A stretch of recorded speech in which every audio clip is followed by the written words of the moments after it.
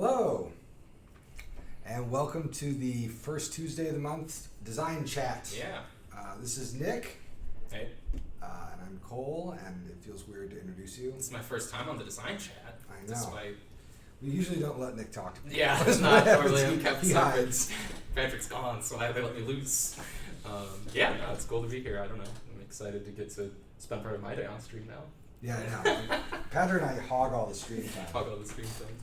We just love it. We Love it the too shirts. Me and Cole always bring the fashion game. Much. It's true. Stream. Although I mentioned this to Marshall that like 60% of my wardrobe are like old work shirts. There's a really high percentage chance you wear the same outfit Yeah, as somebody on a given not day. only that, but then also like I'm having to constantly explain route to people like at the grocery store, and then it's like, well, I like worked on it, but I don't want to tell them. That's not like the then it seems that's like not the leading information. you don't want to like actually. if you're in a band, you don't want to wear your own shirt, right? It's first of all, it's a board game. Then of note, I worked on it. But yeah, that's funny. Make Nick talk about Oath. What's up, dogs? Cool cats. Yeah, I mean that's generally why we're here. My understanding. Yeah, I mean, It's for cats and dogs. That's why we have the banner around. But I also would love to talk about Oath at any given point sometime. yeah, this is an open chat. Yeah, this is an open yeah, chat. this is like it's AMA. You can ask us anything. In the future, I have planned. I want to do a Oath card tier list. Yeah, And I could probably stream that sometime with all of my dev opinions and whatnot of where cards landed. yes. I badly want the Oath stream list. Yeah. Tier list stream. Yeah, we're happy to go off script. We don't have a script, so like look, It's only off. this is an It's empty. the only option. There's an empty table in front of us. For some reason, do you know why Patty asked everybody about heist movies this morning? It was like a post-vacation icebreaker, people's favorite heist movies. I didn't know so many people had seen Logan Lucky. Yeah, That's a really good movie. It's a great movie. So anyway, drop off some of your favorite heist movies. So I'm trying to any worldly wisdom about a cool win condition that isn't having a monopoly on a resource. Designing a trading game. I immediately put a card God. game in between there. So Any win condition that isn't having a monopoly. You have one of each. No, it's a bad win condition. I don't know. I mean, I think so here's my like secret victory sauce. This isn't controversial, but you want your win conditions to always be orthogonal to like the power that you then use to get win conditions. So like in Pamir, if you're getting influence, you're not actually making your coalition get close to winning. So you want the win condition. If like the main thing you're doing in the game is like building up your capacity, you want the win condition to be something that isn't related to capacity, because then you'll break free of that little circle where like you just feel like you're winning by default. Yeah, you right. just keep doing the same thing. You want, winning. and the reason for this is you want to really sharpen the opportunity costs. Like when you make your play to victory, it should really hurt you. It should be like hitting your ability to do other things, right? You see this in classic Euro games like Puerto Rico, where you have to make the decision at a certain point to stop making money and start making victory points. Right. And like how you manage that pivot is like the whole game. Is John's last name company in the second edition? Yes. Oh yeah, I was gonna say with Caldoon Art String, yeah, there's definitely we do them, and then somebody linked them already. Space game. I mean, yeah. Should we start? Well, actually, no. We're gonna Of start. course not. We're gonna start with this. It should be good. Actually, here, you hold it. Look at this. Look at this. It's in the flippin' flesh. It exists. These bad boys go on pre-order this Friday. Yeah. This Friday. I don't know when. We usually do things in the morning. I would guess the morning. Follow us on Twitter, and you'll see. I imagine if you are at this live stream, you already follow us on Twitter. Yeah. But you get this beautiful box. And then inside you'll find your 4 dog boards, dog houses. Dog boards. Dog boards. It's kind of that. The little tiny rule book, the smallest rule book Weird Games has ever published, at a whopping 8 pages. The cute dog in the back. Has a cute dog on the back. Your 18 dog cards. Wow. And then some cats as well. And I don't know, this expansion, it's kind of weird to be talking about it for me a little bit, because it's been, I mean, in all intents and purposes, done. You're not really showing any cats. Let's get Get here, let's put one in front. There you go. There's a little cat. Oh, yeah, they're great. The cats are amazing. Because yeah, the design wise and everything, I mean, this had been done for a while. Yeah. We've kind of been sitting on it. It was finished. Oh my gosh, when was it finished? Was it finished in the winter? Yeah, it's finished in the winter, I think. Yeah, and then it just like it took a long time to get it in the boats and everything. So it's a hard year, everybody. It was a hard year. Yeah. But yeah, so this expansion's weirdly been done for a while. It will not ship for a couple months still. Yep. So it is like in the process of shipping, Yes. but we're trying to be very careful about not I don't know. Shipping's really hard right now. Not So- over-promising. Yeah, we're not over promising. That's the right word. So it is. It hopefully will be going to you all by sometime, maybe in the early fall. But pre-orders open on Friday. Couple product notes about this. One, because I know someone's going to ask me, sleeves. There are not a ton of cards in this box, so it would you could sleeve these and it'd fit in the original box. And this box would totally fit. Well, actually, that's not true. Yeah, it definitely all fits in the base box. Yeah, it all fits in the base box. If you sleeve these, You can squeeze them in there if you want it to. depends on the sleeves you use. Depends what you But if you sleeve this expansion, it will fit in the main box. And what you do with this box is up to you. It's up to you. You can frame it. I saw somebody asked, is the Fort Cats and Dogs expansion based on an SPQF expansion or anything like that? That's a good question. So SPQF didn't have any expansions or follow-up content, but something that happened when we were making Fort the original game and redeveloping it, certainly some complexities were lost. Like we had to remove some of the more complicated card powers or things that did crazier actions because of like the icon system I wanted to use.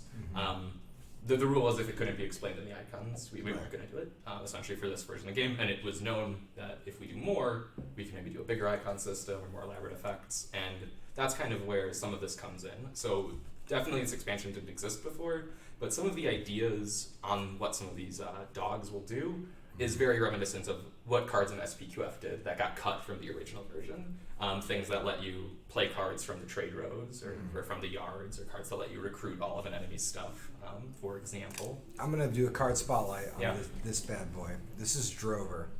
Everybody can say hi to Drover here. I'll get some light on him. There you go. And Drover's ability when you use him. So basically, the dogs are like one-shots. They're kind of tricky to use. And then when you use them, they go in your doghouse. And if you have the biggest doghouse at the end of the game, you get some extra points. But they have these like powerful single impulse actions. And this one is you move all the cards from the park or any 1 yard to any player's discard pile. So you can use this to like muddy other people's decks, especially if someone's running like a really thin deck strategy. You can use Drover to dump cards on them. There are so many wild abilities in this deck, and I think one of in these dog cards, and you'll note the back of these dogs, these just get mixed in with the deck. You draft them like anything else. One thing I love about this expansion, I think I've liked all the expansions we've done as a company. This might be like my single favorite expansion because it so changes the base game. Yeah. There are all kinds of like weird strategies and synergies which were very difficult to pull off with just the regular core set. But if you have the dogs and cats in the mix, suddenly a bunch of stuff opens up, and it's great. Yeah, no, I totally agree. And then the cats then exist as they are kind of like made up rules, I'd say, in the way that every cat has a little attraction cost at the top. So at the end of your turn, you're going to see if anybody in your yard is attracting cats. So Scratch, for example, here wants 2 squirt guns. And then he would come and hang out with you. And then for the rest of the game, unless Scratch leaves you, you have that power. Right. So these are just kind of passive abilities that are going to be getting traded around based on what your deck construction is and what you drafted so far. And these also work for victory points at the end of the game. So something else that this expansion does, in my opinion, is I think it opens up the victory paths a little bit, even more so. I know some people think that incorrectly in my opinion, that fort level is kind of the only way to win in the base game. And I agree it's definitely one of the better ones, and some of the point strategies are a little bit harder to run. But with some of the new inclusions and the dogs and stuff, I think you can like really lean into keeping like a low fort or getting those extra dog points. It also just changes the focus of like what you have to play on a given turn. And it like it really rewards because the cat attraction conditions are usually dependent on what you discard. Yeah, that's what you did. So suddenly the players are playing much more like suboptimal decks. They're a lot looser. Yep. And so like I might have a bunch of like extra squirt guns in my deck because I want to get we're going off focus. There we go. Because I want to get the squirt gun cat.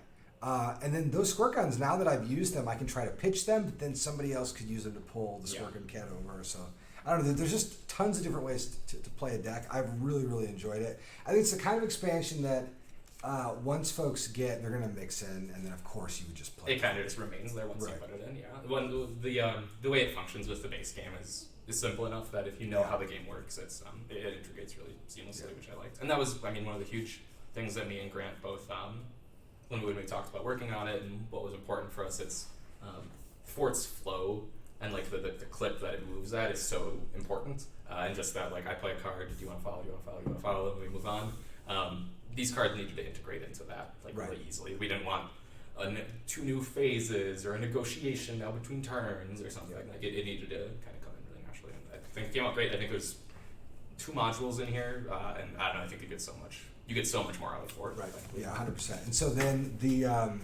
so reminder of the date, Friday. You can pre-order on Friday, and then it will ship within the next few months. Yeah. So hopefully early fall, people will be getting those questions. And yeah, I mean, so you're right. Like this, someone mentioned in the comment, like this wasn't a product we kickstarted. Yep. And I think what we've found, like on reviewing our Kickstarters, and especially like watching the industry, the Kickstarters of others, is when it comes to small products at the scale that we're now operating, it just doesn't make sense for us to like kickstart something like the way Fort was released.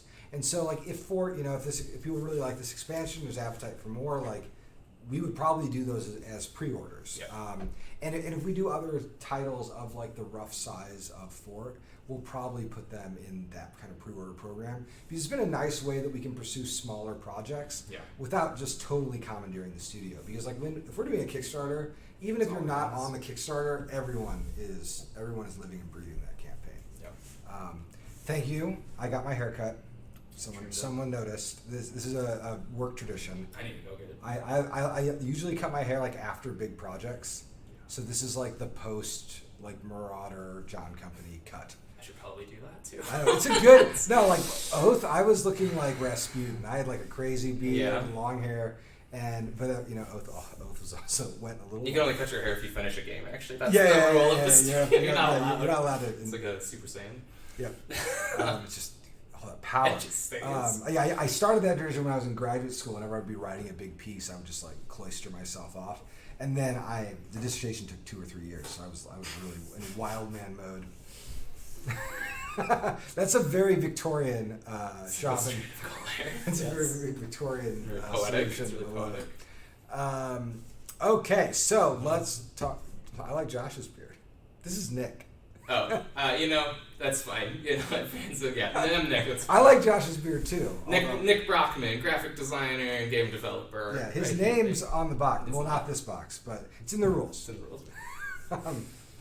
All right, so let's talk about studio stuff. So the big news from the update today is that we sent, or I should say Patty sent, all the files into prepress for Root Marauder.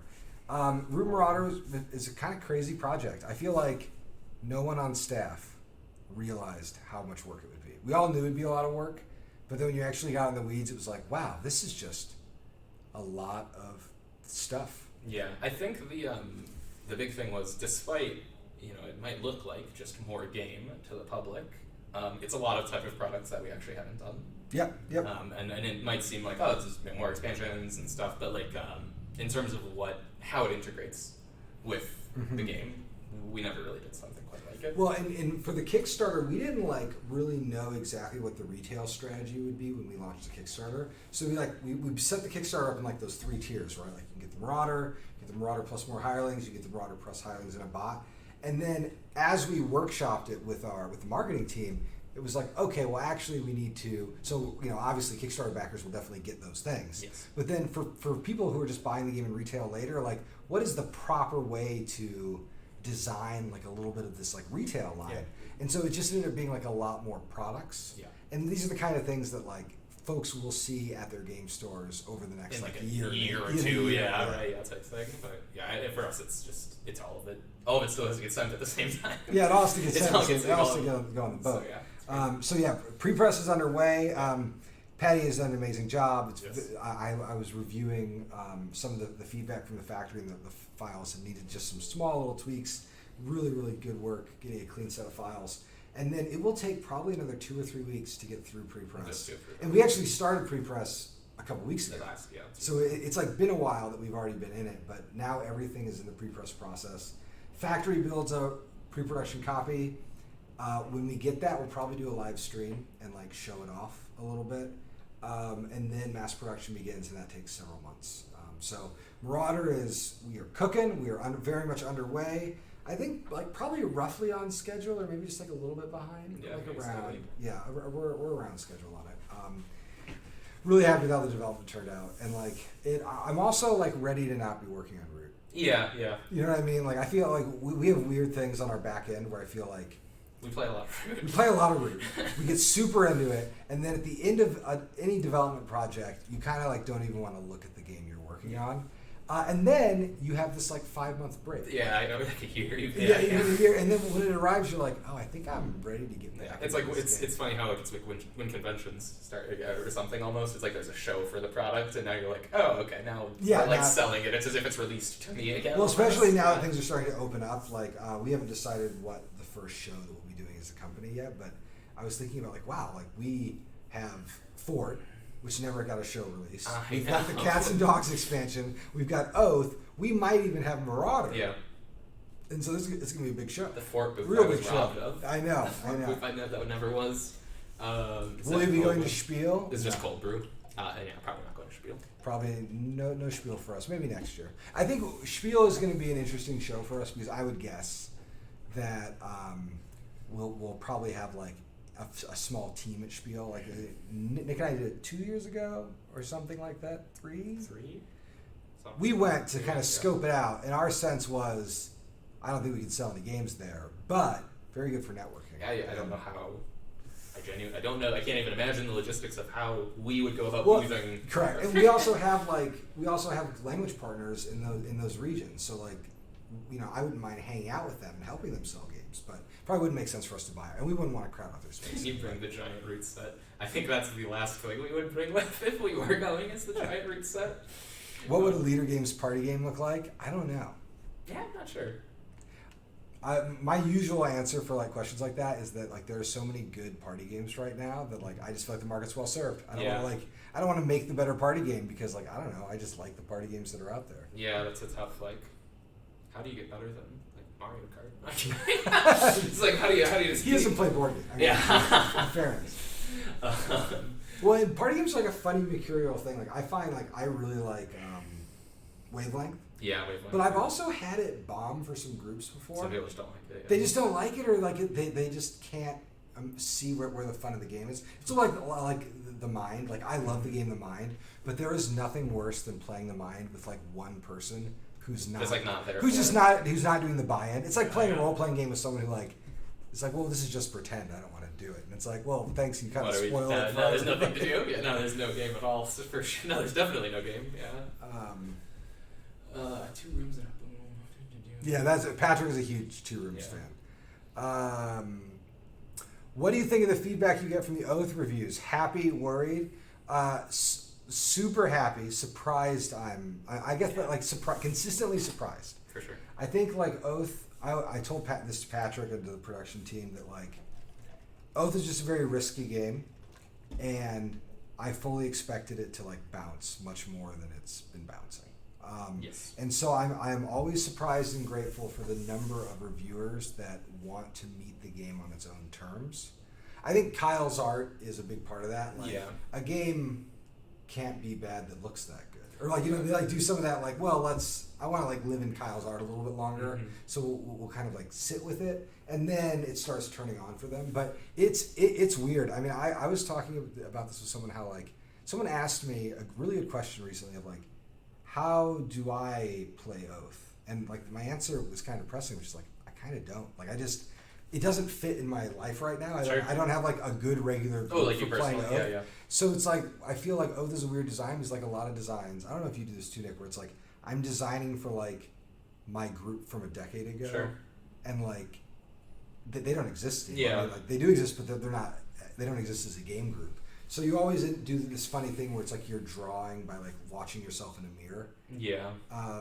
Yeah, I mean, I was surprised. I mean, I brought Oath to, you know my gig, we're both like my partner and my friends, but like I brought Oath to them, and I very much, it was the any game I work on, it gets the one like sympathy, whatever play, like, hey, let me show you guys what I worked on. Yeah. And I thought Oath would get the one. I was like, Yes, we played yeah, one, yeah. and I was like, thank you, you guys get it. We've played it 3 times now, and like one of the one friend who's now lost twice is like, we should play it again when we get together. And I'm like, okay. Like it's weird because yeah. I have such like I was telling you that. So our editor was visiting last They week. keep losing. They keep losing to me. So our editor was visiting last week, and we were doing kind of like an Oath design teardown. And I was like, there's this like little element that bothers me, and that little element. And I was like, I get like real finicky about like the little pimples in a project. Sure.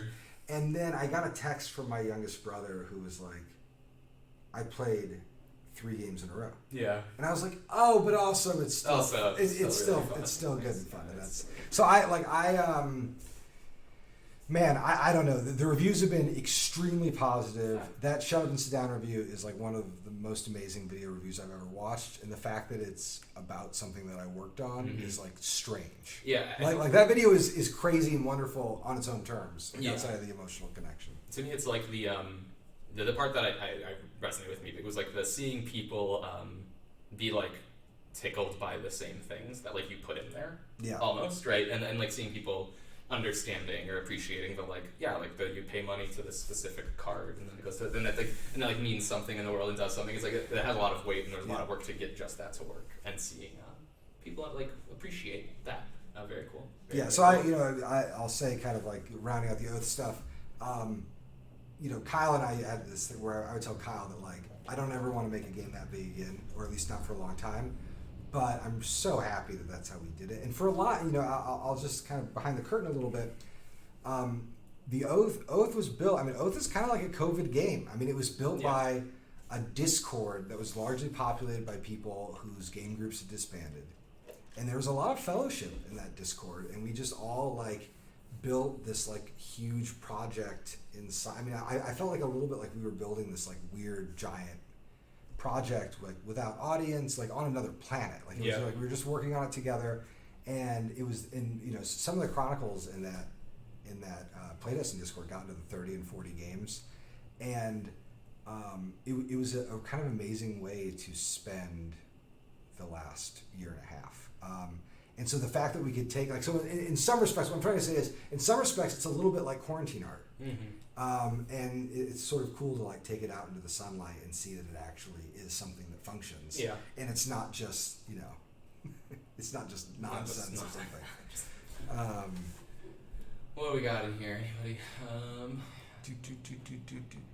Tom's been making good Shut Up and Sit Down content. I agree. He's a good addition to their team. Yeah, Tom is great, and also Tom and Ava just a moment to gush about how good content they do, not just because they make. Well, I think true, and it was funny when their mixed review came out for Root. I like made a point of like saying publicly like I love their content. It's a very good review. And it's very good. The review is great. Very good review, and I think that they're just very like well thought through reviews, and I think Tom and Ava have rounded out the voices really nicely, and I really I've really enjoyed the podcast, which I think is I don't know how their numbers are, but more people should listen to it. What do we got here? Do we have any personal ideas? You're not allowed to ask Root questions. So someone asked if we have personal ideas about Root, where Root might go next. We have ideas, but we're not going to talk about them. It's going to go on the shelf. It's going to go on the shelf. I need like Patrick asked me this too somewhat recently about like thinking about next Root projects, and I was like, I think I need like a year, like a cold year where I'm not thinking about it. Okay, I lied. I have one Root idea I like, and I'll say it here on stream. This is the first time it's been mentioned. So I also, because of Shut Up and Sit Down review, I picked up on my vacation Micro Macro Crime City. Oh yeah. And all I'm gonna say is like if there was a Micro Macro Crime City when it's a big old roof, it's the giant forest. Okay. And this is all only work Kyle can do. So Kyle, it's just work for you, baby. I think that'd be really cool, Kyle. So if you could start on that Micro Macro Crime City route, be great. Thank you. Someone asked a question about just ruin the day for Kyle. Someone asked a question about do you ever watch has there ever been a review that made me rethink how to design games? Every review does. Yeah.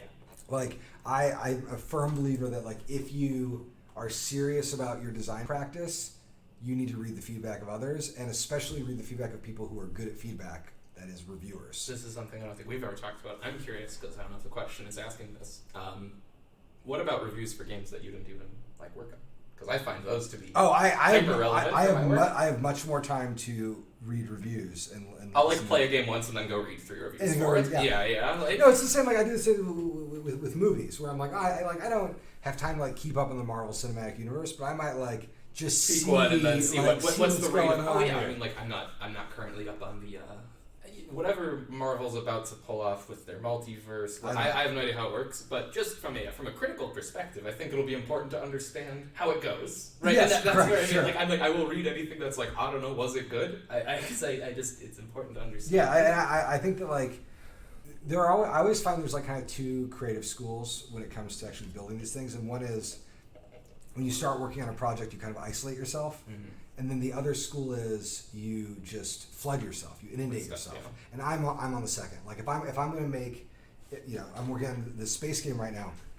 I'm like reading tons of reviews of space games, thinking about space games. I played a game of Space Empires 4X, just trying to like really situate myself in that genre because I want to try to be responding to the conversation. Because for me, it's like I always think about like there's a conversation. Like right now that I'm using this in a very loose academic way, but there's a conversation about like how space games work. And I don't want to be the guy who like swings the door open and just starts shouting into the room. And it's like, no, first get the lay of the land, see what people are talking about. Try to be like a good participant. Right. And I think that like even though Oat and Ruth are a little iconoclastic in some respects, they're also, I hope, like respectful towards the broader conversation. I don't know. That sounds like too cagey of an answer. Sorry, I'm gonna blast. Got real academic at the end. I know. Sorry. These are all great questions. We're not going to answer all of them. Bandit Meeples for Oath? Probably not. What we might do, one weird Oath upgrade that might happen is more dice. So there might be a world where we like offer another set of dice for people who want dice. Sure. I don't know. Maybe they get thrown in there. What I learned about endings in the board games of Oath, you'll see when you play the space game is the answer. So someone asks, what do you learn about endings for how Oath works? Next game. You'll find out. Nick, tell us about Void Lich. I'm going to tell about Void Lich. First we're like, people asked about Ahoy like pages ago. And I've been talking too much. You want to talk about Ahoy? Yeah, sure. I can talk about Ahoy a little bit. Yeah, okay. So Ahoy, it's designed by Greg Loring Albright,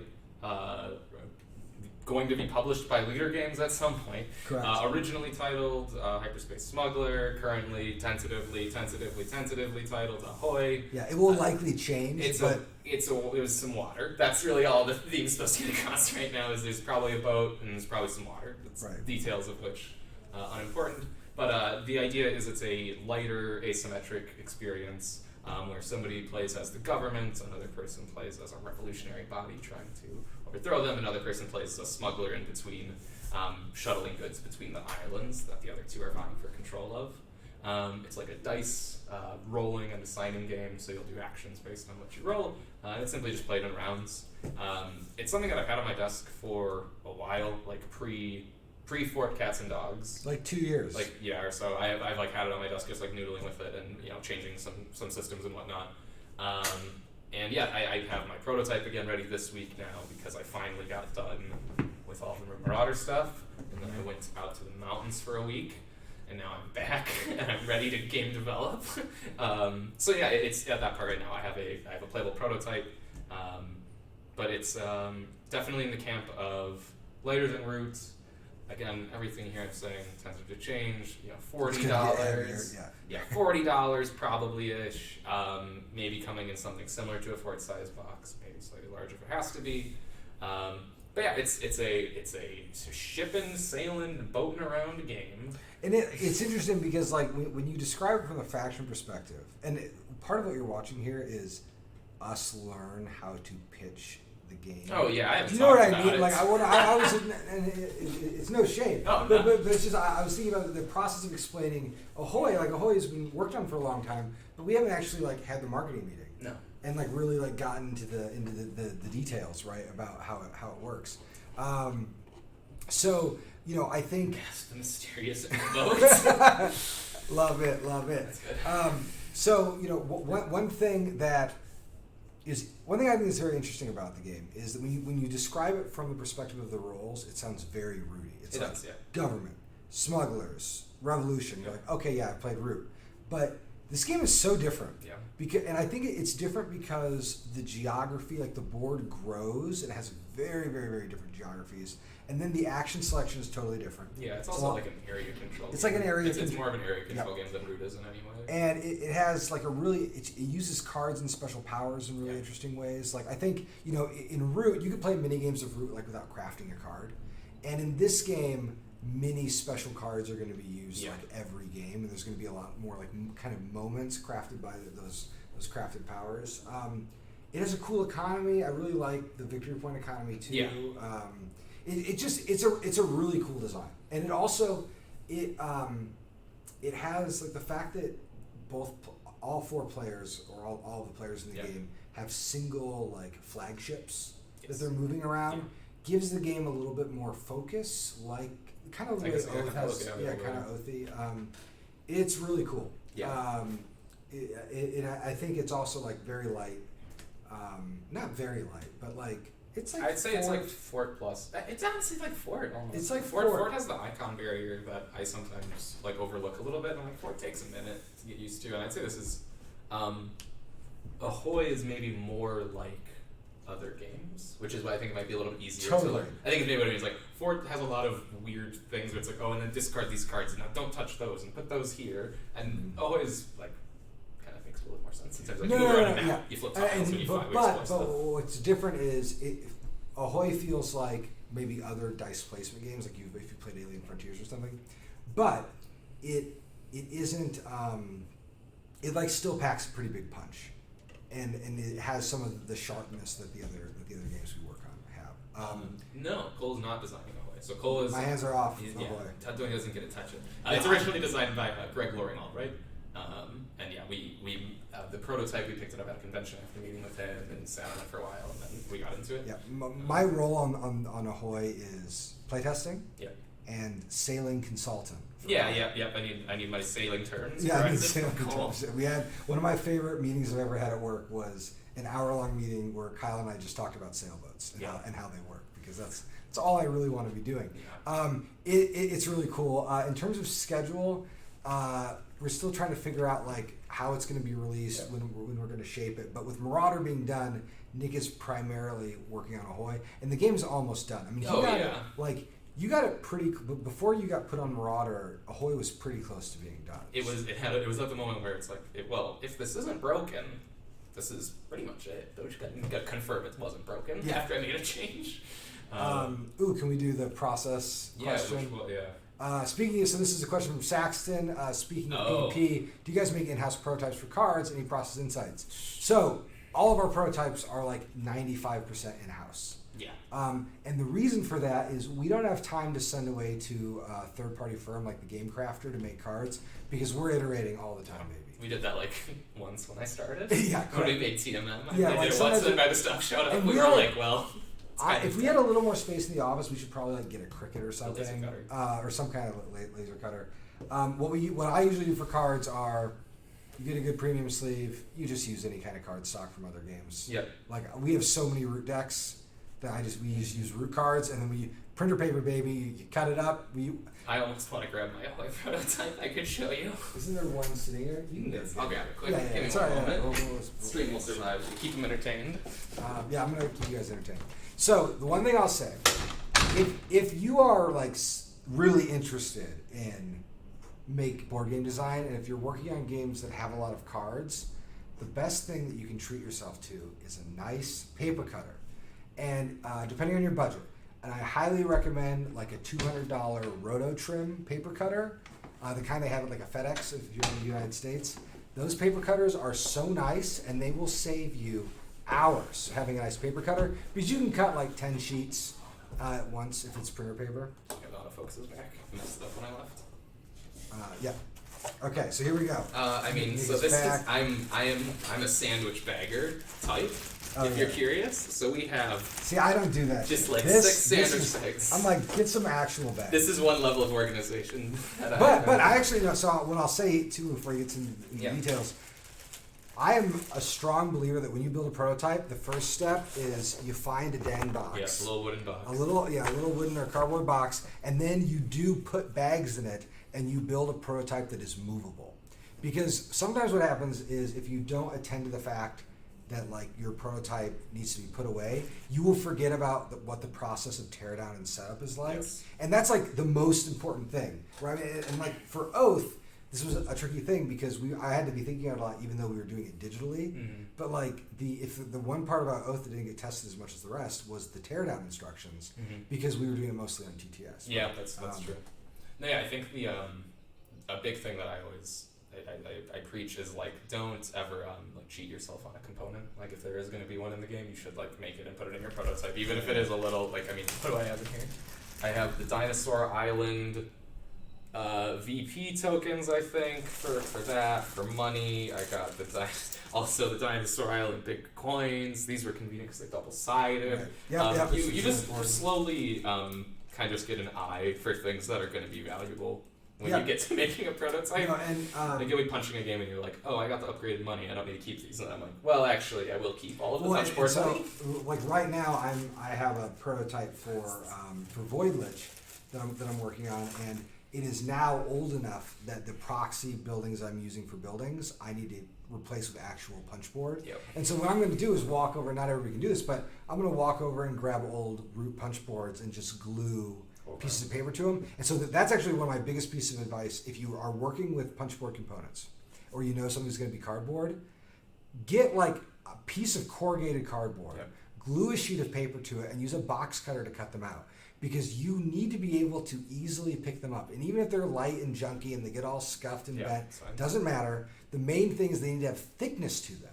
And especially if you're pitching to publishers, don't you dare bring us a prototype with a bunch of printer paper cut up little shapes Yeah, of punch board, yeah. and they just blow. You gotta up, mount them on blow off. something. You need to mount them off something, Yeah. and you It's can not use fun. literally It's not an fun, Amazon but you gotta box. do it. Just glue it to the Amazon box and use a box cutter to cut them out. Yep, cheap one MDF with spray adhesive. Yeah, totally. you can use MDF. Call it done. Yep. You can actually buy gray core pretty cheaply. Yeah. Sometimes it's called like bookboard. Yep.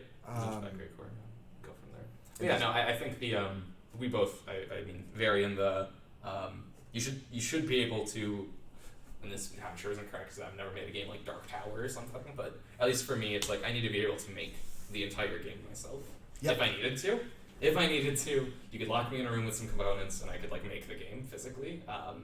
Or else it's for me it's too complicated outside of like what I know at this point. If it's a component I can't make or a thing that it's like If You ever, make if it ever just go I'm with feeling something like, similar. if ever I'm feeling like lost in design land, I will like be like, when was the last time I built a prototype? Yeah, and let's- just like go through the process of like cut the player board. yeah, how many cards are there actually? What do I have? But Yeah, chipboard is hard to cut. A good sharp knife. Get a good box cutter and change your blades after 300 cuts or something. Is restock stuck on ships? yes. Yes, but maybe not for much longer. Yeah. I don't. It's it's moving across the sea soon, but I don't think we know for sure. Nick and I both played Castle Blood, On and we TTS. both liked it. Yep. I was into it. Yep. Played it on TTS a couple weeks ago. Very cool. Yeah, it was super cool. It was an interesting project because it's a little farther out on our schedule. Like it's just huge. Castle Blood is like a big game, Mhm. and I think Patrick really wants to make sure it gets like the time and attention that it needs. So I thought the core engine was awesome, and with a lot of cool ways it can go. But it's just going to take a long time to execute. Yeah, Pandemic Legacy. Yep, I've played all the seasons, and I have a bin of all the extra components that came with it. You can also like go to if you have a half price book near Yeah. you or like garage sales. Yeah. Just like A game. find A games. Like game. you will. I used to use many years ago for mounted boards. I'd use like old Trivial Pursuit boards. I'd buy it through stores for like $1. I mean that's just that's It's 2 cardboard, or yeah. 3 mil punch board. Like Done. you can just cut it right up. Ooh, roguelike light board game. And toss the idea on why it wouldn't work. Why it would or wouldn't work. I don't know, a roguelike. I was curious, have you ever considered it as somebody who plays? Are you much of a? This is something I've thought about. Are you often a genre crosser in your? I find that my video gaming. I find that my video gaming is very different from my board gaming. Is I guess what I'm saying, and therefore I often find them hard to cut one way or another. And roguelikes is definitely there. I've played a lot of roguelikes. It's interesting. But there's a myriad of reasons why I think it's hard to bring into a board game space, but it's definitely about accrual of stuff. Does a roguelike work in a multiplayer format? Right. I mean, this is like to me. That's the big thing immediately. Yeah. The core problem is. Oh, it's a political roguelike. It is. That is true. We often discussed Oath having feeling roguelike. Yes. In terms of its build discovery, or like you suddenly happen across an item and you're like, well, I guess actually if I use this item now and just ignore everything else, maybe this new build is better. The relic system is tied. Right. Oh, still no. Used to. No. The relic system in Oath is so bound up in conversations I had with my youngest brother about Spelunky. Yep. And how beautiful the item design in Spelunky is. So but saying that at the same time, I don't know, I think roguelikes are kind of to me like native digital. Like you almost, I want to do really cool procedural generation. Well, that's going to probably be better on a computer. I think I like them as single player experiences. And I think the big thing that even just this brief conversation makes me think about is like the reason Oath works in its feeling of roguelikeness is because of its giant card list and that sense of undiscovery, and what you're going to find, and I feel like any game that's going to be roguelike-ish probably immediately requires 200 plus unique X. Unique, I don't know what, but unique something. So it's been interesting. So when I'm having a really good day, I'll go read some negative Oath comments. Just to kind of bring me down to a more of an even keel. And one of the things that people will say is like, Oath, needlessly complex. Yeah. And whenever I see that comment, I'm like, okay, sure. Is Oath complex? Totally. For sure. Is it like a little kludgy? Yes. Is it chromy? Yes. Yeah. But needlessly, you don't want to throw around that term because I'll show you any card. I'll show you any card that ties into all those different systems. Yeah. And this was a lesson from this is just a lesson from rogue design. Yeah. Because if you want to have really meaningfully different items and things like that, then you need a core system that's very, very expressive. And one of the things that is interesting about Oath is that even in the early days, we knew how many cards there were going to be. Yep. Like, it's kind of a crazy thing to go like, oh yeah, this is like Oath meeting 3. There is no game. We have no concept art or just a few pieces. And we know that it's going to be between about 200 to 300 cards. Mm-hmm. And we knew that because we knew about how many cards would be in each game. Well, actually, we didn't. We had this thing where I'm like, I want for there to be a deck of some size. Half the cards should be used in a game so that it's possible for a card to remain in the deck but not show up for several games. Yep. And I know that a percentage of the deck is going to have turnover. And then what is the fewest number of cards that I can build a game around to do those things? Okay, it's about 200, 250. And then if I now know that to do all the legacy things I need these 250 cards, what is the simplest system that is complex enough to create 250 meaningfully different cards? Mm-hmm. And so all of that stuff, that structural stuff had to be worked out before we knew how characters move. Well, I mean, I think we could turn this into just a card discussion stream. But I was thinking about this recently, how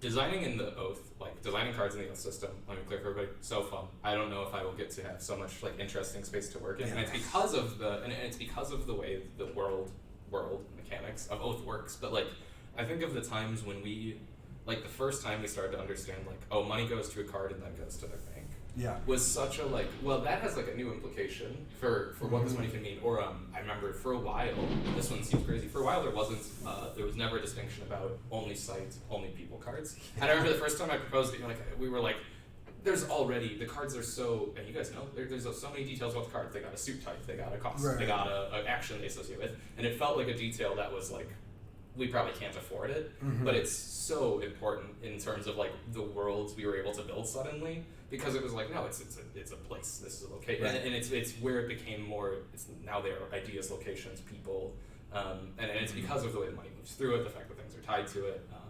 Coming from using to play card games, I've thought about you have it's a developer's dream to have so many tools to play with. Truly, in that thing of like two different resources, locations, banks. Like, I'm surprised, and now I'm gonna put it out in the world. We haven't seen more fan designed cards. Yeah, it actually, and it might come soon. Well, but yeah, it just feels like it's seen, right for it a little bit. fun. I've seen some people try to work. I could see somebody like design their own edifice. Yeah, or I wonder if right? we should. I wonder if we should release templates. Yeah, like design your own edifice or That'd something. be a good, because if we can release those, maybe we'll do a template package. That'll be a good. We're hiring someone to do language localization. That'd be a good like tour through our file structure. Can you build these fan templates? First job. Yeah. The other thing relating actually to templating, one of the interesting things about designing cards in Oath is that because again, the whole design framework was what is the simplest game that can support this? So I didn't start from let's make a hard game. We knew the game was going to be hard. Yeah. But it was the game will only be as complex as it needs to be to support the variability of card base, which was the really important thing. And then working with Josh and figuring out how Just a nerfed alchemist. Just a nerfed alchemist. I'll tell you guys a story about the alchemist in a second. But the working on the card templating made it so it got easier to work in Oath cards the longer we did it, because it was okay, now we have this idea of the global rule, and the global rules can modify actions, or they can just be flat global, or they can have different types of costs. Because there was a time when you couldn't burn secrets or burn favor, all that stuff got added in later as we were building out the systems. The alchemist, probably more conversation happened internally about the alchemist than any other card, because he is Alchemist and Vagabond crossover. So here's the thing: the alchemist is a little busted. It's a little broken, but it was explicitly built to be just a little over the top, because it forces players to play the game totally differently. Which is when one player has a mountain of favor, how do you beat them? Yeah. Well, there are lots of ways to beat someone who gets locked in that way, and also they probably spent 2/3 of the game building their little favor engine. What were you doing? And one of the things I love to do is when I played a game recently where someone used the alchemist twice, 2 turns successfully, had a bunch of favor, and I just went and popped them, had 2 battles with them, and just trashed all their money. Beautiful. So there's a lot of really fun things that happen with the alchemist. And then the other thing relating to that is the cards in Oath, many of them are very, very sharp. When they are used correctly, you feel that dagger, every bit of it. And then that allows the card to kind of breathe a little bit more in the space of the game. So when the card does leave or does vanish and then come back, that's a felt moment. I mean, one of the very first conversations I had with Kyle about the design of Oath was I wanted a game where players could build an airship as the pinnacle of their little kingdom. They built an airship, and then the airship could be lost for games, for generations, and then another player later could find the airship. And in the way that when you find a lost treasure in a Final Fantasy, it has that mystique to it. And so I was so happy when Tom in the Shut Up and Sit Down review was talking about the blackmail card is having this presence in their games. We're yes, and that only happens when the card powers are so meaningful. Yeah, and I mean, definitely would agree with anybody who pointed to a card and was this card seems unbalanced. And I bet you there is a circumstance where it very much is unbalanced. But yeah, the liberty we got with the game was also getting to make a lot of things be really strong, because everybody's position could get so absurd. I'm going to do a quick answer to Saxton, who asked about my computer science self-study moving along. I fell into the Ben Eater breadboard rabbit hole, and I have not escaped. So if you're interested in what kind of computer science stuff I'm thinking about, I'm just learning about breadboards and weird lo-fi graphics cards. Which is probably a misnomer. Something right that seems unbalanced before you consider a reprint. That's a good question. People ask me a lot about. Well, go ahead, Nick. What I was going to say is, from my perspective, the only reason it's really tough to address is, at least here at League Games, it is not just I don't like that it's that way, we should change it, and bam, we do it. There are, unfortunately, a million logistical reasons why you can't just decide that because, the is in the wrong spot, you want to reprint the game. Sometimes you gotta wait till there's more errors or worse errors, and it seems odd, but I think it's, to me, my first, gut shot, I'd say it's about a severity of issue. It's about severity of issue. If, Yeah. anything that makes it unplayable, I mean, we've So- never had anything. of that. No, I don't think we've ever had anything unplayable. We Yeah. had so the Some example. cards are strong, but The example that sometimes gets tossed around is people will point at the third printing of Root, which Sure. introduced some small balance adjustments. oh sure, And those balance adjustments were really interesting. It was a very, very hard call. yeah, And it had to do with like a number of things happening. One, the context in which Root was made was that a very small number of people played a lot of Root. Like Root was basically tested by 4 groups, and we played a ton of Root. And what we found was when we got the game to a wider audience, it ran away, and it ran away way beyond any of our scope, yeah. right? Just any of us thought it could go. And so as we were doing that, we were like, okay, this when you're trying to make balance adjustments, you're trying to balance your own feelings about the game, your responsibility to the game, your responsibility to copies of the game that were sitting on the shelf Yep. that had not been sold, your responsibility to your own brand, and then also your responsibility to the players who are playing the game. And with the third printing of Root, we made the call that actually our main responsibility is to the players. And if there are a couple of small things we can do to make the game a little bit more accessible through a balance tweak, they make sense to do. Yep. So we adjusted the Woodland Alliance points just a little bit, and we also gave the lizards a little bit of a boost, and they helped, Now, is Root existing in perfect balance? Well, any significantly interactive multiplayer game, the balance tweaks that you can do to the roll pale in comparison to the balance that is done at the table, and that's just the air we breathe. But having watched a bunch of the Root tournaments, I do think that there's a world where once all the factions exist, I could see us implementing a final round of balance. Or what I think is more likely to happen is a set of 2 or 3 small tweaks that we offer to people who are playing in tournaments, and we wouldn't reprint anything. We would just say hey, here are the small adjustments. But it's tricky, right? Because the game works. I mean, I think so. The Vagabond balance is really interesting. So folks will talk about how the Vagabond's a little strong, which I think is true. Yeah. Especially if you're playing with groups that are really, really, really good at the game, Yeah, I and think it's especially on if you're allowing them to pick their Vagabond. Yeah, I think it exists on both. On the really inexperienced and then the super experienced is when the true strong Vagabond comes out. Correct. Yep. But for many groups, the Vagabond's win rate is not Yeah. that much higher than the other groups. So sometimes what happens is players start thinking that what's happening in their group is happening in every group, and they have kind of a category error. Dang it, you got me to talk about group. The Vagabond, I think we might even still have some update kits. It got, not the Vagabond, the Woodland Alliance board got changed 2 years ago, so you're probably playing with the correct board. Do you consider the advanced setup a reprint? Sort of. So the advanced setup is a way of saying, if you play a ton of Root, there are a few setup adjustments you can make that will increase the possible good games that you can have. Yeah. And so basically, because they're so much looser and more powerful, these different setups, we had to put in a few different balances to stop players from just absolutely skewering themselves.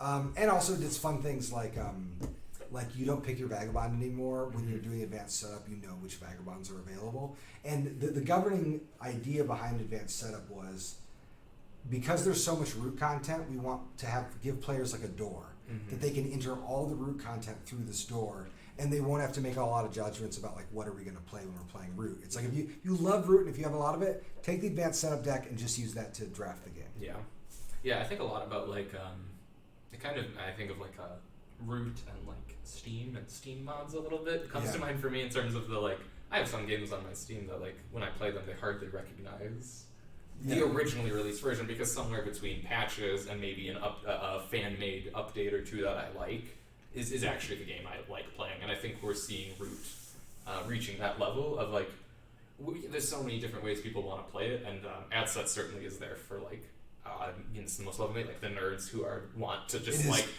actually I do want to play the most unoptimal setup of characters, which before the game said, hey, don't do that. But now we're like, sure.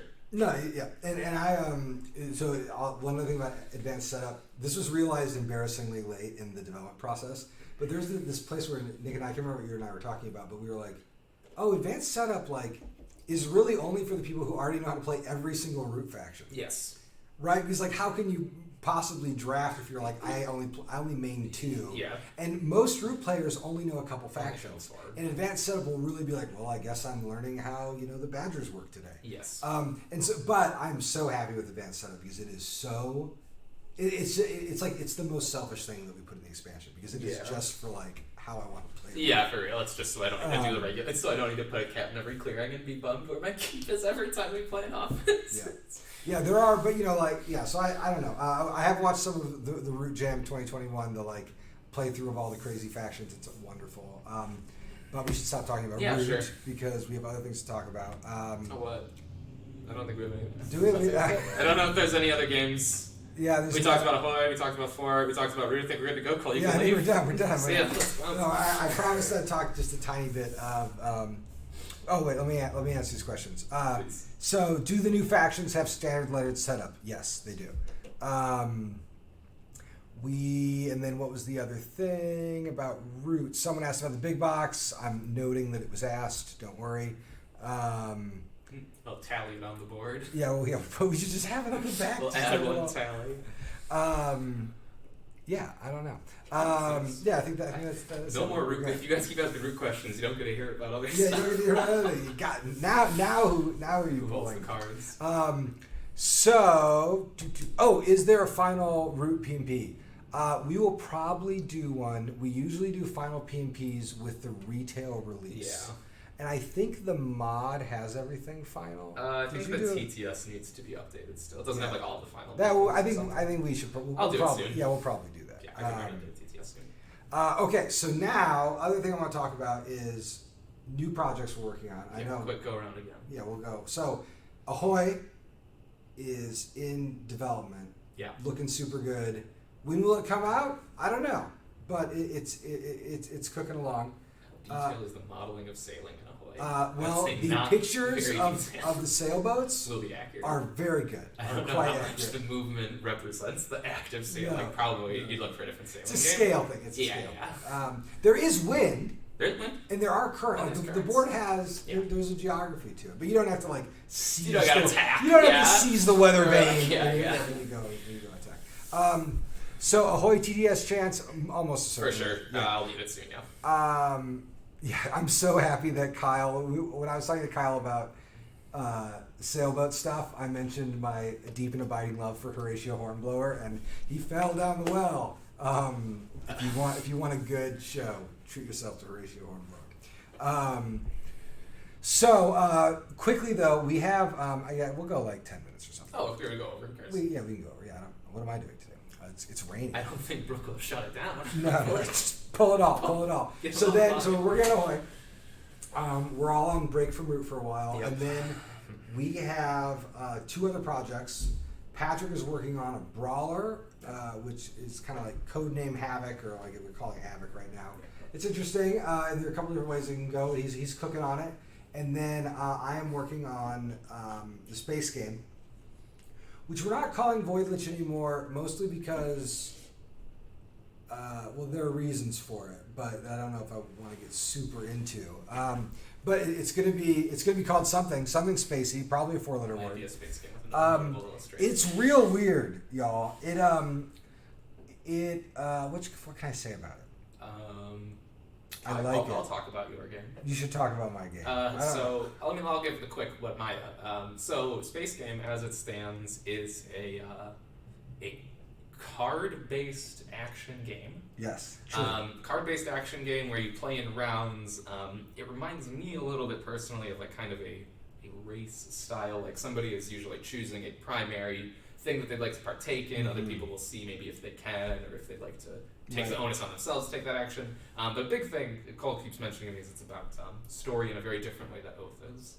This is about where Oath is like long-form storytelling that's kind of meandering and lost and ends and continues. Space Game's stories are very direct. It will tell you probably a a type of story when you start upon that's a narrative path. But yeah. Yeah, it had a weird proposal, which is one, as a studio, our goal is to make games that are less complicated this year. Generally, we just needed a break. Yeah, like going from Oath to Root Marauder was just hard. There's it was a lot like of stuff. just I mean, like working in Root right now is so hard because there's so much stuff that has to harmonize. Yep. And Oath is similar, where it's just like so many things need to like agree. And so we like wanted Dust. Well, Dust is already a game, but maybe they don't want the name anymore. So we wanted, looking at the next year, we were like, okay, our like big cloud of games, all the games the company produces right now are like pretty big. And what if we made games that were a little bit lighter, and also like offered different like entry points into other games that we did. So I started thinking about like, you know, if Oath scares you, if you think like, wow, I don't know if I have the commitment to do like a 20 play, like big Keep Oath doing campaign. it thing. Yeah. You know, it's like, okay, is there a way I can do an Oath style legacy chronicle game in 4 games or 5 games? And what if I could offer some of the asymmetry and Root, but make it a lot simpler and like a little bit easier to understand? And so, you know, it like weirdly, so I kind of want people to like play this game and maybe they say like, wow, I really want more legacy stuff. Well, then they've got Oath to explore afterwards. Or they say, wow, I really liked how different all the different players were.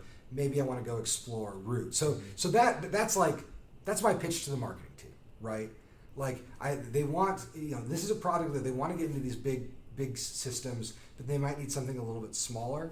And what the game does though is that's not good enough. Like just an on ramp or saying like this is Root Oath Light is not a good enough. It's not a good enough reason for a game to exist. This is totally its own thing.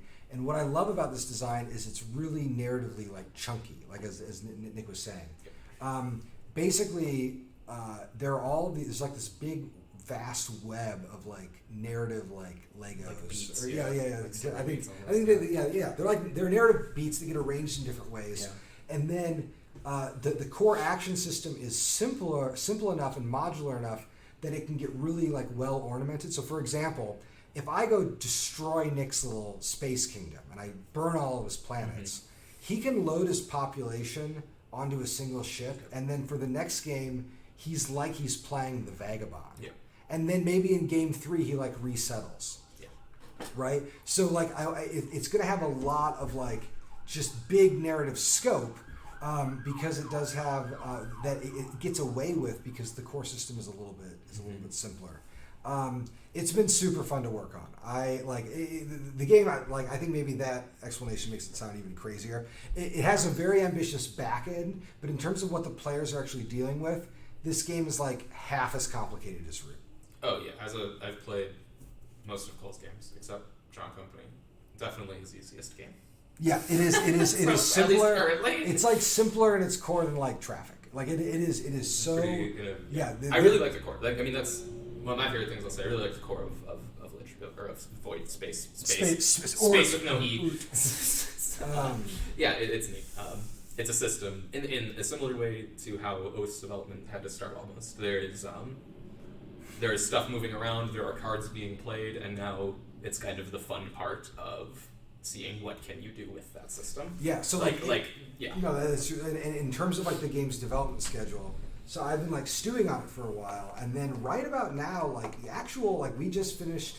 I rebuilt the combat system. I'm sure I'll rebuild it a dozen more times. But the combat is like fun and very fast right now, and all the other systems like how you build buildings and work, all that's good. So now the next stage for the game is I have to build out the different narrative paths so that I can play a full campaign. And so that's the other thing I want to mention about in terms of the campaign length, and this is what's very different from Oath. This game is 3 to 4 players, period. 3 to 4 players, and a saga or like a single like campaign takes between like 2 and maybe 5, but probably 4, 2 to 4 sessions. Now you can play it all in one sitting, and it'd be like a 5 or 6 hour game, or you could play half of it and take a break, or you could play a third of it and then take a break because the game contains a kind of neat way to save its progress. And my thinking here is a lot of legacy games are like 20-hour experiences. And this is my reaction to the fact that like I can't have a 20-hour experience in my life. This is a 5-hour experience that if 5 hours is too much, you can break into 2 or 3 sessions. But, and then on that, you do need the same players. So like you sit down with the same group and you play the game. It comes to its conclusion and then you can pack it up and reset it. And there are literally like hundreds and thousands of different combinations between of how the different narrative elements lock into each other. And this, some folks might note that like the a lot of this is like riffing on ideas in Oath. Oh yeah. Every game I work on is like a direct response to the thing before, right? So like, you know, some folks and find maybe Root is thematic as they want it to be. Oath is like ultra thematic, and then this is an attempt to like take the lessons of Oath and apply them in a lighter framework, and maybe it works, maybe it doesn't. So if you wait until the complete end of Cole's game design career, you can buy just the one game that actually is all of them. So if you can just wait a couple of years. You know, this is there's like a famous line from I can't remember. I think someone said this maybe about like Shelley or some romantic poet about how like they're really just writing one poem. Oh, but like they're writing one poem over their entire career, right? I definitely feel that. But it like it is not meant to usurp or replace Oath like at all. No, it is it is so totally different. And I don't know. I'm kind of reveling in the fact that like no, it's a card game. It's like powered by, or it's not just a card game. But it's powered by cards. Yeah. So anyway, that's the space game, and it's going to be called Cole. But then it'd have to be the last game I work on. I don't want that. That's the final. Right. Where do you go? Where do you use your name? Any estimate when the Kickstarter might be this year or next year? We're kind of figuring it out right now. There's a very good chance that we do a Kickstarter this year or early next year. And we're not sure which project is going to get either a Kickstarter slot from those in our stable. It's also possible that we like wait and kind of rejuggle things. One other thing I'll mention about the space game, it doesn't exist on TTS yet. I am trying to do all of the primary development in person because card games like you got to see each other. I mean, it's like Fort, right? Fort's like not good on TTS. Fort could have never been built natively in TTS. I think I would have not thought the game was as good as it is. Because of like the weird input delay thing. Yeah. So I am at some point I will build a TTS so that we can do that round of digital testing. But the game might be very close to complete when I do that. Yeah.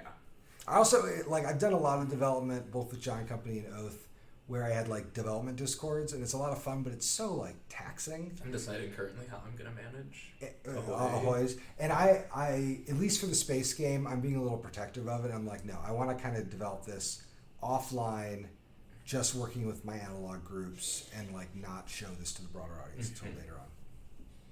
Give them a little razzle dazzle when they finally see it. Yeah, that makes sense. Also, because it's so much more narratively sharper, I want to keep some surprises. That is part of the thing where it's unlike. Here's I think another way to compare probably Oath and what space game might be. Oath, I know some people definitely see the cards you don't have in yet as like spoilers, and I understand that, but they're not quite as much in my opinion, right? They're kind of part of the game, but I do see the space game as maybe a bit more like no, it has beats that have payoffs, and you maybe don't want to know what the payoff is to the beat yet. Yeah, and I think that's a nice way to just like think about it for yourself at home if you're curious. Like, how are they different? That's I'm very hesitant to bring testers in because they're really going to spoil the game. Yeah, or something. I mean? It's weird. It's tough. I don't know what to make of it. Comment about Patrick and space game. Patrick was working on a space game. This is a very different riff, but it uses some of the same world building.